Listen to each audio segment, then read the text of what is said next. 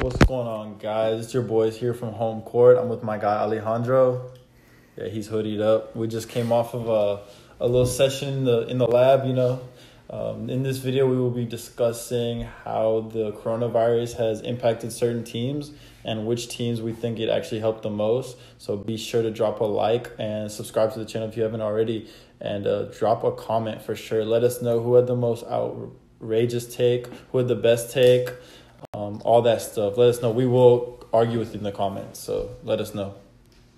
She wanna vibe with me, I told her, look baby, just go ahead and sit down. Ay, she wanna ride with me, I told her, look baby, you just for the click now. Ay, rockstar status my motive. Look how I came in. Alright, so we're gonna start off today's show with a very basic question. I'm sure a lot of people have been wondering this, but which NBA team do you think that the COVID pandemic and just the overall time away from basketball has actually helped the most going into these final 8 games of the season and into the playoffs? I would like to start with Tony. Bro, honestly, I think it's the Lakers. The Lakers? And, yeah, bro. Like, it's kind of tough because if you look at it, like Avery Bradley backed out, and then Rondo hurt himself like really early on into practices. But if you look at like the signings, like J.R. Smith and Dion Waiters, that's the most like off-season signings made by any team during the period. So if we were talking about benefits, like Lakers solved the most problems, so I think they helped it. But like if you're looking at like a boat, there's still a bunch of sinking holes, so they're just trying to patch it up. And like I don't know if Rondo's supposed to be back. I don't know if Rondo's defensive absence can like be replaced by like Waiters or Smith because they can't really play defense. So I'm just curious to see that part, but I think Lakers had the best offseason. So you think that? COVID season? Do you think that adding these 2 players are gonna help them more than if they just kept the 2 prior players, Rondo and Avery Bradley? Because if you look at it at the end, when the Lakers really started hitting their stride, Avery Bradley was playing really well, and he was playing those last final minutes of the game. Yeah, but like J.R. Smith has done this before with LeBron, so like that's why I think that although like Avery Bradley is a great player, like he's never played with LeBron in the finals or like in the playoffs, so that's like a different time and like different intensity. And like Rondo would have definitely helped, and he might still come back for some of the playoffs, but J.R. Smith has played with him before. And then if you look at Dion's just like a bucket. So if you look at like bench scoring and like it's gonna be a higher paced game, it's gonna be way faster than normal. So if you're looking at it from like a pickup basketball perspective, like those are the 2 guys you get. So style of play, like those 2 guys are the best. Right. That's why I think. Wait, what happened to Dion again? Like. He took edibles. Oh, he took edibles. Knocked out. Yeah, left to practice. Like didn't show up on time, and then they like cut him.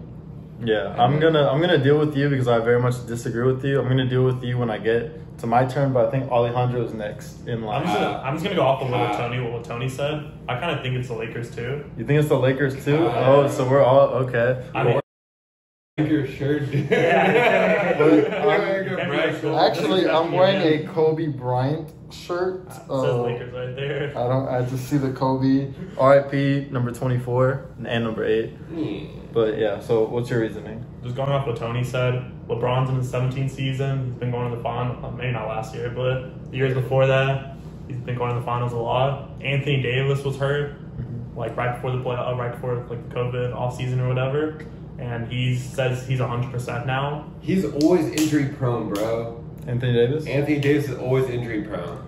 Like if you have a healthy Anthony Davis and you have like a bunch of space in between that, and like you have like no like worries, or like you don't have to like worry about like regular season injuries, and like that's what you want the Lakers. Because honestly, like when I first said the Lakers wouldn't win the finals was because of injury. Right. So I thought someone was gonna get hurt, and like Rondo did get hurt, but like they still have their 2 best players. Right. So I think that's the only part that really matters. And I think one of the most going back to what you said, I think one of the most underrated people are saying like Avery Bradley's not gonna play, Rondo's hurt, but that means Caruso's gonna get more minutes. Boy, if you don't Caruso, bro. He's honestly one of the most underrated players on the Lakers. Okay, well, you guys are both wrong, and I would like to individually tell both of y'all why you're wrong. So I guess I'll start with you because Tony went to celebrate Caruso real quick.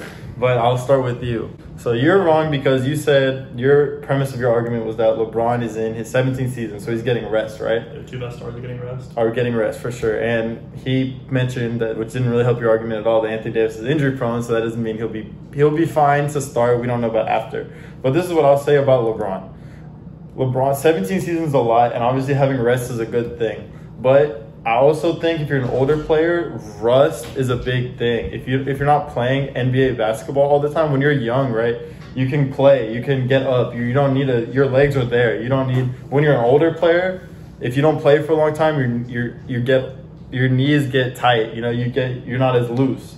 So I feel like LeBron will be rusty. I feel like by playoff time he'll be okay, but leading up to playoff time, it might be a little challenging to him. And he's not used to that. He's used to hitting full stride right when he hits the playoffs. Not like, oh, he's going to get there when he hits the playoffs. He's used to getting there. Honestly, like mid-season is when he hits his stride most of the time. It's lucky he's the number 1 seed right now. So. Well, yeah. And then to Tony's point, I definitely believe that Avery Bradley was a key contributor to the team, where I believe he was going to play those pivotal moments at the 1, even though he's not really a point guard. But LeBron, at the end of the games, LeBron would be the 1. And Avery Bradley would be there for defensive purposes and to space the floor. Rondo, to me, isn't that big of a loss because Rondo's not really going to play those last minutes because he can't really shoot. He's a playmaker, but obviously not on the level as LeBron. But who will? Like, what's the starting lineup if Rondo's not playing? If Rondo's not playing, Rondo's it would have been 8. And like he's been there before. So if like you look at like depth and like so do you veteran like leadership, like he's probably like one of like the only guys, you know. So do you think they're gonna start J.R. Smith? They might, honestly. But I'm just saying, late in the game, I'd rather have Rondo over JR. You know, like. But would you rather have Avery Bradley or Rondo or JR? Or Avery Bradley's not playing. He's like out of the picture. I know, that's what I'm saying. That's what I'm saying. The losses are worse than the gains, is what I'm saying. So I don't think the arguments you were making was very valid. I think Avery Bradley isn't special enough, like to be like irreplaceable. I think he's just like a role player. Yeah. And I feel like your role players are about like your circumstances and how you're playing and like the season at hand. And if you're going into this like break and you have like a new team, like new training camp, like they're like compensating for this. Like they already know. It's not like he gets injured all of a sudden they have to play without him. Like they already been practicing without him. So it's like they're going into it without him. So they should be like, okay, but I do see where you're coming from. I will say this, Avery Bradley, his best game of the year, do you know what they did? Is the only time they beat the Clippers all year. I'm just saying. Now let me get to my team. My team. And he went to UT. Huh? And he went to UT. Dropped 10. That was his best game. Go look up what he did that game. Look up, baby. He hit a lot of threes that game. But let me get to my team. My team is the Houston Rockets. What do they say every year about the Rockets? Oh, James Harden doesn't hit the big shots at the end of the games. What do they say about Russell Westbrook? Oh, he wears down at the end. He doesn't get it done in the postseason. Well, guess what? A lot of the times, these two players have to carry so much of a load in the regular season that by the end of the year, they're worn down. You can see in the playoffs, they're tired, they're out of breath, especially those 6-7 game series. They're not going to have to deal with that. And James Harden and Russell Westbrook aren't as old as LeBron. They're young enough to where they still have their younger legs. And they're not at the end of their career. They're towards the tail end, but they're 29, 30. They're not 34. Bro, Russell has Corona. Okay, that's right now, but that means but that means he's not gonna have Corona come playoff time, which is what matters. He's gonna be rested. Russell Westbrook's a dog. Him getting rest, he's not the kind that's gonna come back and be rusty. He gives it his all. Like he has to be at this team, right? Russell Westbrook does not get out of shape. If you're talking about like which team benefited the most from the break, you can't pick the only team that didn't come without their 2 superstars. But I can like because if you look at any other team that came with every single player except for like family issues. But if you look at the Rockets, the 2 best players didn't come because they were like lazy, didn't feel like it, like whatever they were doing. Yeah. Russell had Corona, but like we don't know what James Harden was doing. Like we don't know. We didn't get an explanation until like 5 days later. So it's just like, you know, like I feel like as a team that's like weird. Your leaders aren't there, and that like sets a tone. Like if I was going in Orlando, like I would want to see like James Harden and like Russell Westbrook. Like my first day, like being at like a crappy hotel. Yeah, well, that's a point well taken. Team camaraderie is obviously important. Chemistry is very important. You want your players to be together.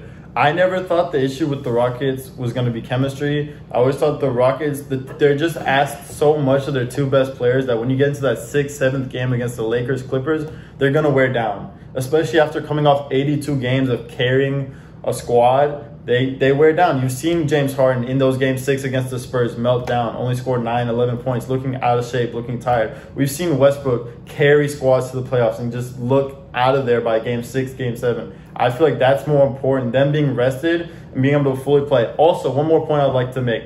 The Rockets are not a top 4 seed, so the home court advantage, they wouldn't have had a home court advantage where the Lakers were going to have home court advantage. That's definitely a factor in talking about winning a 7-game series. Also, another point I'd like to make, the Rockets, How does that affect COVID and being the best team coming out of COVID? Because that's part of the situation. That's part of the new NBA is that the home court advantage doesn't really matter anymore. Yeah. And so that's I think that helps any team that wouldn't have had home court advantage. The Lakers had a great home court advantage. The Rockets, Alejandro tells me all the time, Toyota Center isn't even that good of a home court advantage. So they're used to not having those huge crowds cheering them on like that, like crazy. Whereas at Staples Center, like everyone in there is a Lakers fan, you know what I mean? And especially against the Clippers, Lakers-Clippers, the Lakers were going to have home court advantage every single game, which they no longer have. So I think that's pretty important. That's all the same place, you know, they're playing the same place. So it's like... Yeah, so you don't have to travel, but... It's just like, you're playing the same stadium, it's just like the floor is different color. Yeah, but every game, there's going to be more Lakers fan than Clippers fan. But every game, there's Clippers fans and Lakers, like, games, you know? It's like, yeah. It's the same place, so it's like... Yeah. But honestly, I think the Clippers are been in like a weird situation, and no one's really talking about them. So if like we're talking about like dark horses, I feel like they're one of them. Because honestly, I feel like people are talking more about the Bucks. Hey, what's up, guys? Hopefully you like watching Homecourt. I'm with my boy Franklin right there. Franklin the Turtle. If you like watching our content and want to see more of us and Franklin, just subscribe and watch any of these videos right there.